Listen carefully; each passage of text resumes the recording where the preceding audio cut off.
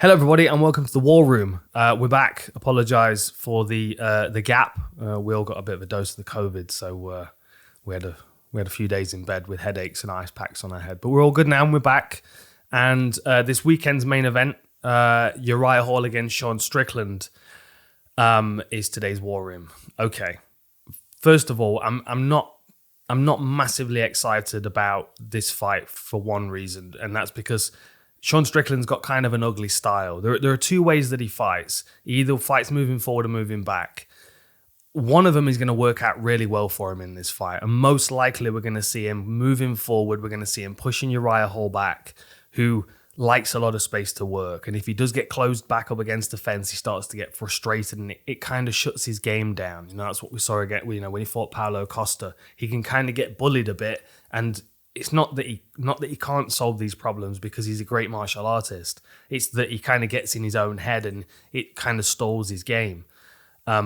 Sean Strickland's got two styles, and if it's the moving forward style, that's exactly what we're going to see from Uriah Hall. It's going to be an annoying fight for him because he's not going to feel like he's got the space to execute those highlight reel finish kicks.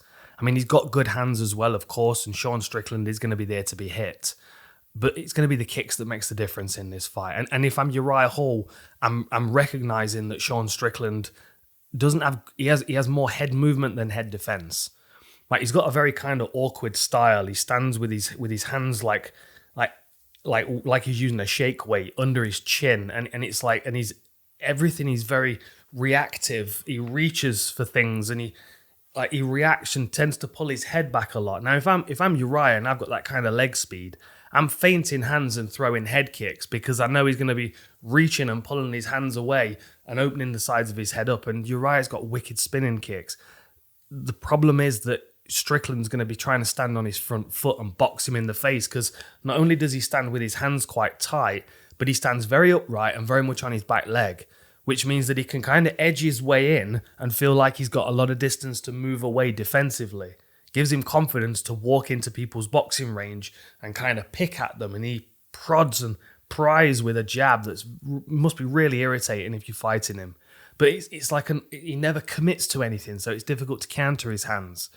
I think the smart thing for Hall to do, like I said, would be to try and catch him as he's leaning away, as he's working defensively, as he's pushing a hand forward and pulling his head back.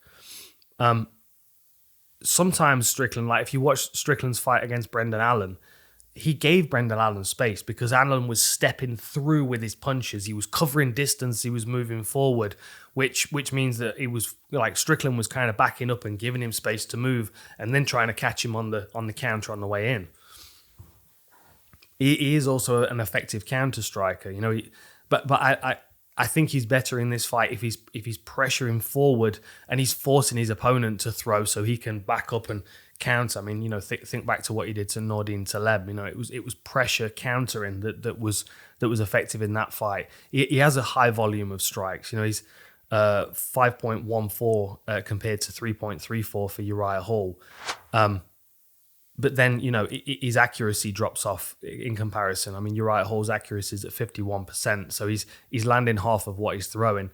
Sean Strickland is at 39% success, but that's because he throws a lot of stuff to like reach and bridge the gap, because, of course, he's edging into punching range, weighted on his back foot with his hands under his chin. So he needs to do something to stop him getting punched in the face. And because of that, he is reactive, and he does get his head out of the way of a lot of techniques, which kind of stalls people's attack. But if Uriah can at least establish space between them by keeping him off with his hands, he'll then start being able to set up those kicks. And the danger for Hall, as I said, is having Strickland right on his front foot with Uriah with his back up against the fence, where he's now frustrated and he feels claustrophobic. And all Sean Strickland has to do now is to step in behind his punches, and he's in a clinch position. And then again, you know, we see Sean Strickland with a same kind of like, it's kind of it's just kind of a mauling style, but it's like I don't know. I genuinely find it very irritating to watch, because it's quite ugly. Everything he does is quite ugly. Like when he's clinching somebody, when he's trying to take someone down, There's nothing explosive or dynamic about it. It's like he drags and he leans and he, everything's like I don't know. It must be so draining to fight him because he's either in front of you, just kind of peppering you with his jab and poking and prodding you, or he's leaning on and hanging on you. And Uriah's got to work hard to not get frustrated and create enough space so he can utilize the better parts of his game. There's no doubt when it comes to striking that Uriah holds the better of the two technically, but that doesn't mean that he can't get walked down and overwhelmed because Strickland isn't going to be, he's not going to be too concerned about the hands of Uriah. I think if he's weighing it up, he's going, well, I'm either going to deal with his hand strikes at close range or his long range kicking game. For sure that the long range kicking game is more dangerous. So then if you're Sean Strickland and you're weighing up, well, do I go forward or do I counter strike? Of course you go forward, because if Sean Strickland's counter striking, he's still using the same skill set that he's using moving forward, which is boxing and low kicks. And there's not a great deal more to that. If we look at the stats, so Uriah's an inch shorter, but has got a 3-inch reach advantage. More takedowns for Sean Strickland, but as I said, it's a mauling takedown, 60% accuracy compared to 69% takedown defense for Uriah. Sean Strickland doesn't go for a great deal of submissions, though. He's got a similar striking style on the ground as he does on the feet, just kind of peppers and prods you and pokes you, oftentimes encouraging a referee to step in and stop it if he finds himself in a good position to do that. I think this is going to be more bullying Uriah from boxing range and clinching him in the meantime. He'll step in and he'll clinch and he'll hold and he'll stomp and he might try and work a takedown but not get it. Uriah might get off the fence and then you might see Strickland kind of walking him down again, prodding him with that jab, coming behind with the right hand. And if we start to see Uriah get tired or frustrated, then that right hand might start to find a home. And it is powerful, but he needs a few of them in order to really damage somebody, in order to really hurt them. And the more tired and the more frustrated they are, generally the more effective he is, because he is persistent with his style. And I think that can be a bit of a kryptonite for Uriah. He doesn't do well without, that additional space in front of him to set up his kicks. I think that's about it.